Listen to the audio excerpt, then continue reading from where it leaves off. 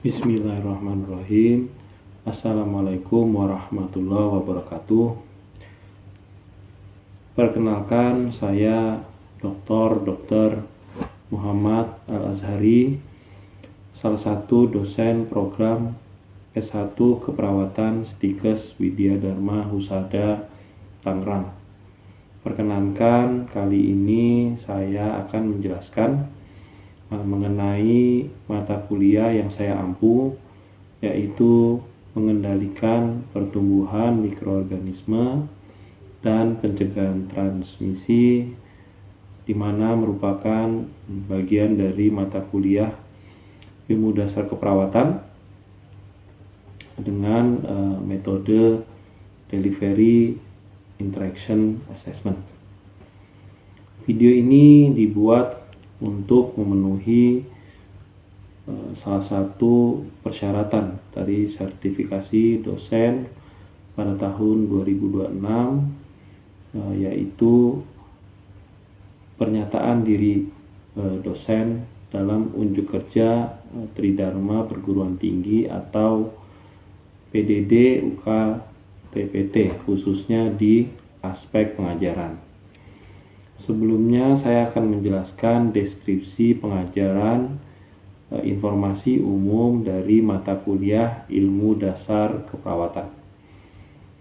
Mata kuliah ilmu dasar keperawatan itu merupakan mata kuliah wajib bagi mahasiswa semester 2 pada program studi Sarjana Keperawatan Stikes Widya Dharma Husada, Tangerang.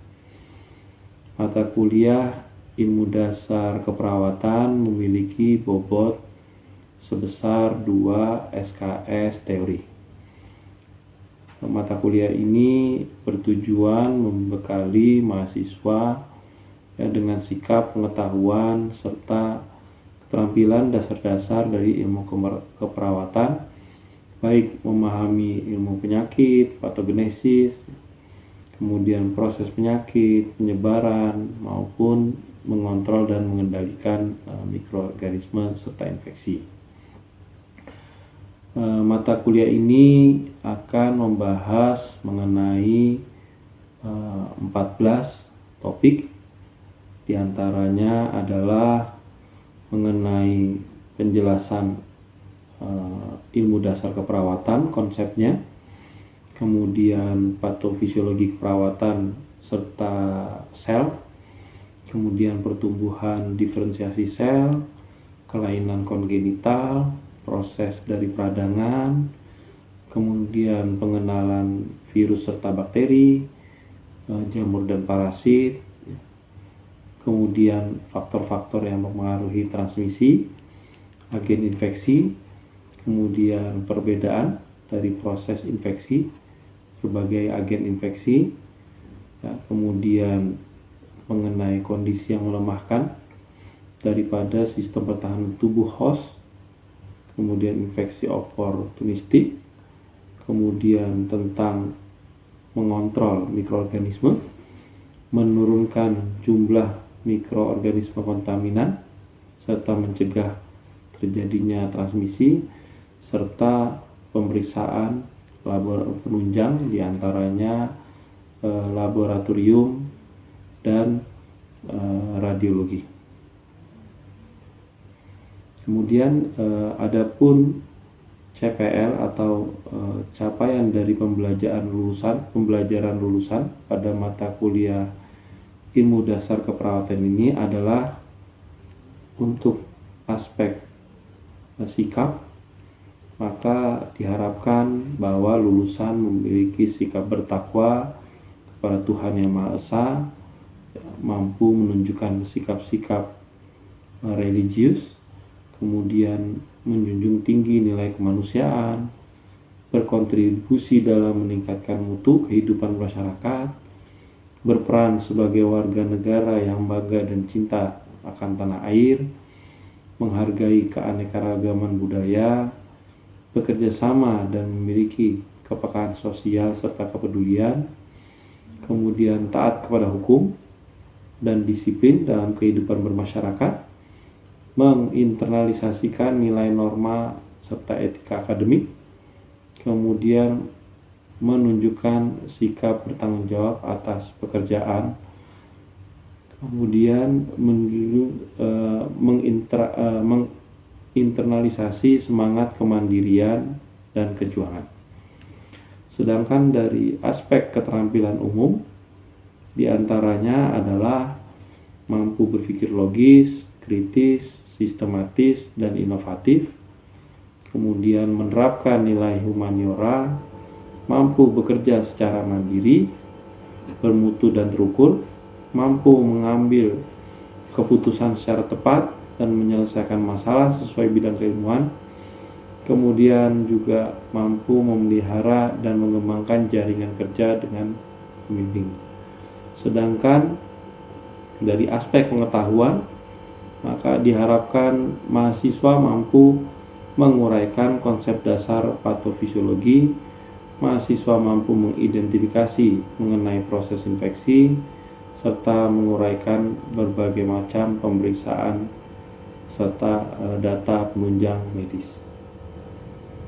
Adapun untuk CPMK, yaitu capaian pembelajaran mata kuliah dari perkuliahan ini ada 3, yaitu menguasai konsep dasar patologi dan patofisiologi, kemudian menguasai definisi agen infeksi, yaitu virus, infeksi, bakteri, jamur, serta parasit, kemudian memahami peran perawat dalam pemeriksaan untuk data penunjang pasien. Pembelajaran mata kuliah ini dilakukan selama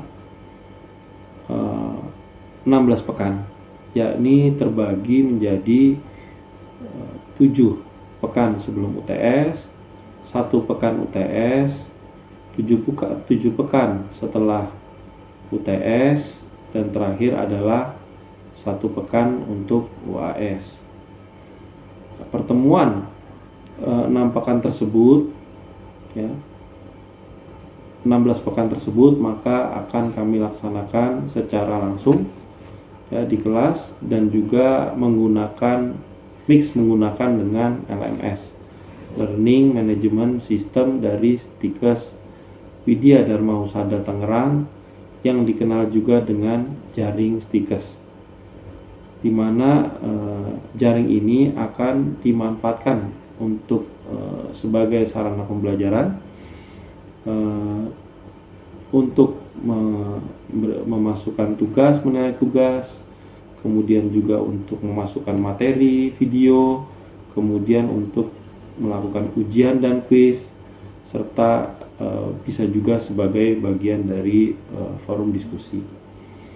Nah, metode pembelajaran yang akan digunakan bergantung dari bahan kajian yang akan dipaparkan, yaitu dapat berupa ceramah, kemudian small group discussion, studi kasus, serta penggunaan artikel-artikel demonstrasi, serta dengan cara lain.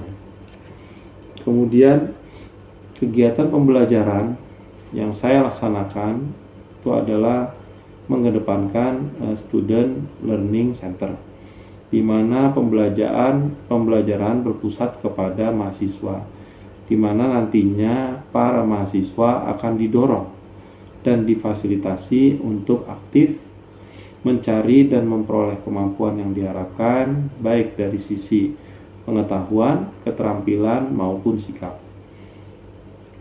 Evaluasi pembelajaran mata kuliah ilmu dasar keperawatan nantinya akan didapatkan dari kuis, kemudian penilaian kinerja, diskusi, kemudian ujian UTS dan UAS. Penilaian yang diberikan nantinya berdasarkan rubrik yang dibuat dan diketahui oleh mahasiswa.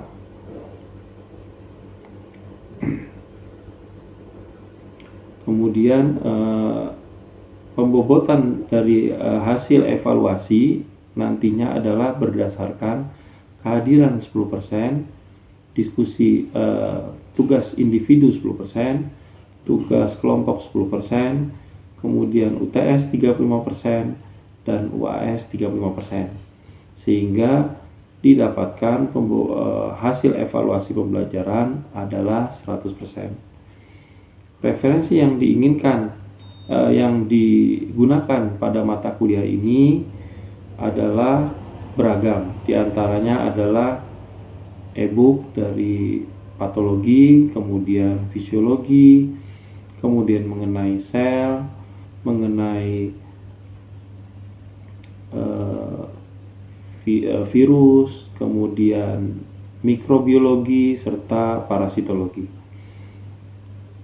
di mana nanti disertai juga dengan artikel ya untuk yang berhubungan dengan materi untuk memperkaya wawasan mahasiswa tentang ilmu dasar keperawatan yang terkini. Demikian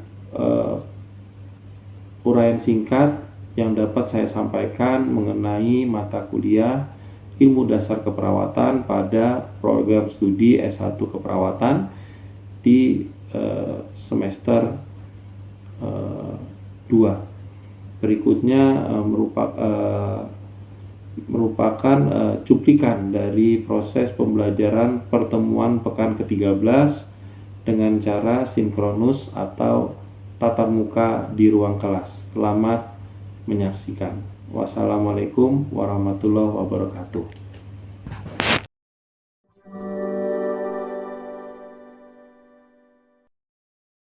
Assalamualaikum warahmatullahi wabarakatuh.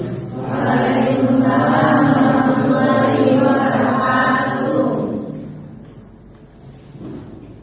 Marilah sebelum mulai pelajaran pada pagi hari ini, baiknya kita berdoa menurut perjalanan kembali. Berdoa dimulai.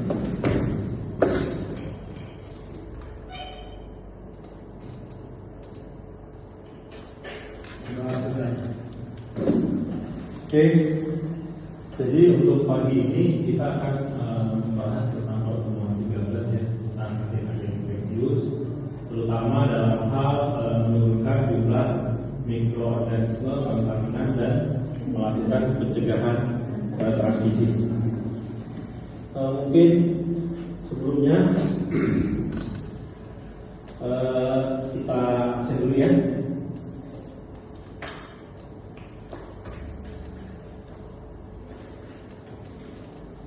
Oke, Amelia Destiani. Oke. Dian Danu, Rahmadiansa, dan Brianus Kalomo. Oke ya, hadir semuanya. Oke.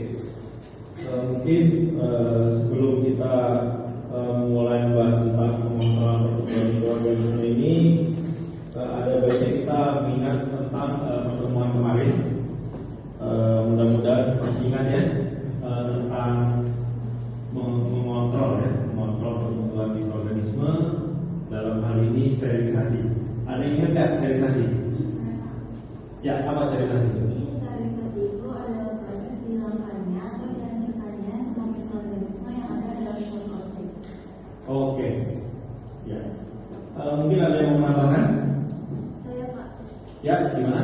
Sterilisasi itu ada dua metode, ada panas basah sama panas kering. Kalau panas basah itu menggunakan uap, kalau misalnya panas kering itu menggunakan udara panas seperti oven. Oke. Ya, jadi yang mungkin sering di apa namanya?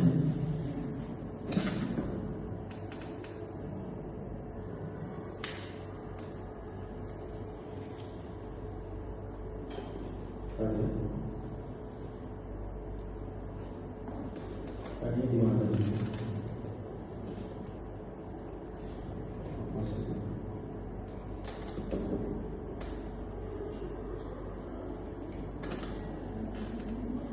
Oke ya, itu panas kering itu paling sering ya. Panas kering paling sering karena apa namanya? Biasanya kita pakai untuk mensterilkan alat-alat yang logam gitu ya, paling sering menggunakan. Oke, sejauh ini gitu ya. Oke, kita mulai membahas untuk pertemuan yang sekarang, ya, untuk tujuan pembelajaran dulu. Jadi salah satu tujuan pembelajarannya kita mengetahui, ya, mampu menjelaskan bagaimana yang cukup penting, ya, di dunia dikembangkan juga mengenai salah satunya adalah bagaimana memangkas cuci tangan dan 5 momen cuci tangan serta kemampuan-kemampuan lainnya. Ya. Oke, jadi mungkin kita perlu tahu dulu bahwa ada yang punya pengalaman nggak mengenai perawatan di rumah sakit? Ya, misalkan ada yang pernah diinfus, yang seharusnya mungkin infus itu tahan sekitar 3-4 hari, 5 hari mungkin kalau bersih, tapi mungkin 1-2 hari sudah bengkak. Ada yang punya pengalaman nggak? Atau mungkin pernah operasi, tapi luka bekas operasinya itu bernanah. Nggak ada ya, untuk nggak ada ya. Nah, itu bagian dari yang saya sebutkan tadi, itu bagian dari infeksi nosocomial. Nanti kita juga akan belajar ya. Oke, jadi kita perlu tahu bahwa infeksi itu memang masuknya mikroorganisme, mikroba, parasit, ya, sehingga dia akan mengakibatkan perubahan setempat dan sistem di dalam tubuh inangnya. Jadi nantinya mikroba itu sebenarnya dianggap tidak asing sama tubuh, ya, dan dia akan membangkitkan respon imun. Jadi respon kekebalan tubuh kita yang akan menanggapi daripada infeksi si kuman ini. Sehingga sebetulnya dua hal ini, antara infeksi dan imunologi, itu dua hal yang saling terkait, ya. Sehingga pada akhirnya nanti kita juga bisa tahu bahwa tubuh itu akan kebal terhadap mikroba dan toksin. Nah, tentunya sebelumnya pengendalian infeksi itu bisa kita lakukan dalam berbagai upaya. Setelah tentunya kita tahu bagaimana proses dari infeksi, bagaimana faktor-faktornya, sehingga setelah kita tahu itu kita bisa melakukan pengendaliannya. Nah, tentunya upaya-upaya ini juga untuk klien kita.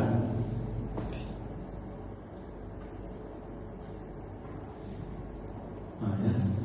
Jadi kalau pengendalian infeksi itu tidak terlaksana dengan baik, tentunya nanti ada risiko penyebaran melalui fasilitas pelayanan kesehatan. Nah, alat-alat yang ada di lingkungan rumah sakit yang dipakai itu sebetulnya perlengkapan pasien tersebut seharusnya bisa ditangani dengan baik sehingga tidak terkontaminasi, ya, tidak terinfeksi. Mungkin disterilisasi dengan cara yang baik, gitu ya, supaya nanti pada saat digunakan untuk operasi dan lain sebagainya tidak justru membuat infeksi, gitu ya. Nah, tentunya pengendalian infeksi juga mengandalkan pertahanan tubuh kita tadi, ya, dari tubuh kita, kemudian juga yang tujuannya nantinya akan memutus penyebaran infeksi.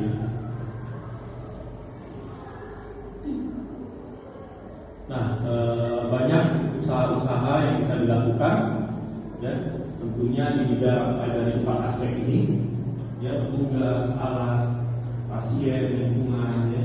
Misalkan tugas, contohnya adalah analisa senjata, ya, bekerja di waktu sehat. Soalnya nanti kalau Anda sedang sakit, Anda bekerja, nantinya kesian pasien ketularan. Kemudian alat-alat selalu disimpan dalam kondisi steril. Ya, kita kalau di steril itu ada waktu. Misalkan alat ini sudah disteril 2-3 bulan, harus disteril ulang. Jadi tidak bisa dibiarkan selama. Ada lagi alat tertentu yang mungkin 2 minggu sudah harus disteril ulang. Kemudian dari sisi pasien, bagaimana kita melakukan isolasi, ya, melakukan isolasi terhadap pasien-pasien, ya. Kalau isolasi itu ada 2, ya, ada isolasi karena menular ada yang diisolasi karena daya tahan tubuhnya rendah. Karena kalau isolasi untuk menular, jangan sampai dia menulari orang lain. Isolasi terhadap yang daya tahan tubuhnya rendah, jangan sampai dia ketularan dari orang lain. Ya. Kemudian tentunya lingkungan, ya. Misalkan sinar matahari, kita tahu sinar ultraviolet itu membunuh sebagian besar mikroba. Ya. Jadi 4 aspek ini penting, ya, petugas, alat, pasien, lingkungan, gitu ya. Nah, ini beberapa upaya ya yang bisa dilakukan dalam rangka mengendalikan infeksi, ya, misalkan dari petugasnya sendiri, ya, bagaimana perilaku petugas kesehatan harus didasari dengan disiplin yang tinggi, mematuhi prosedur. Misalkan pada saat dia mau pasang infus, ya, atau pasang apa lagi yang bisa dilakukan? Kateter urin. Ya, Anda kalau pasangnya tidak bersih, masuk sarung tangan kotor, masukin IS kan dia besok kena infeksi saluran kemih. Tahu-tahu, dok, kok ini perih ya? Kok berdarah ya? Nah, gitu ya, kompres lagi ya. Masalahnya bukan apa, kalau dia terkena infeksi dan bertambah, infeksinya bertambah kita dari kekeluaran kita, apa yang menjadi problem di sini? Adanya penambahan lama rawat, adanya penambahan biaya, itu yang bahaya, ya, di situ yang berat kalau infeksi ya. Kemudian bagaimana melindungi pasien dengan sistem pertahanan diri, ya. Kemudian menggunakan obat-obatan, ya, bagaimana menggunakan antibiotik dengan baik. Kemudian rancang bangun ruang, nah, ya, bagaimana kita mencegah. Anda kalau pergi ke Poli Palu, beberapa rumah sakit Poli Palu sendiri, duduk sendiri berpisah, nggak ada lagi gabung rame-rame satu ruangan gede Poli Palu di situ penyakit dalam, nggak ada. Sebagai besar rumah sakit sudah ngerti bagaimana Poli Palu di sendiri, bangsanya sendiri, perawatannya sendiri, polikliniknya sendiri, ruang tunggunya sendiri, supaya tidak mengulangi. Bahkan kalau beberapa tempat yang belum sendiri, begitu ada infeksi didahulukan, infeksi paru didahulukan pengobatan. Kenapa? Jangan lama-lama nunggu, nanti kesian yang lain, ya kan? Ya, segitu pentingnya untuk mencegah infeksi. Nanti yang paling penting adalah, ya, salah satu pencegahannya adalah yang paling penting di antaranya adalah menghindari kontaminasi, ya, dengan cara cuci tangan. Ya, cuci tangan itu WHO, ya, meneliti seluruh dunia mengambil sampel dengan cuci tangan yang baik mengurangi penyebaran infeksi. Saya dulu punya pengalaman di Bangsal bayi. Kita kalau mau nyentuh bayi newborn yang lagi di dalam tabung inkubator, kita cuci tangan dulu.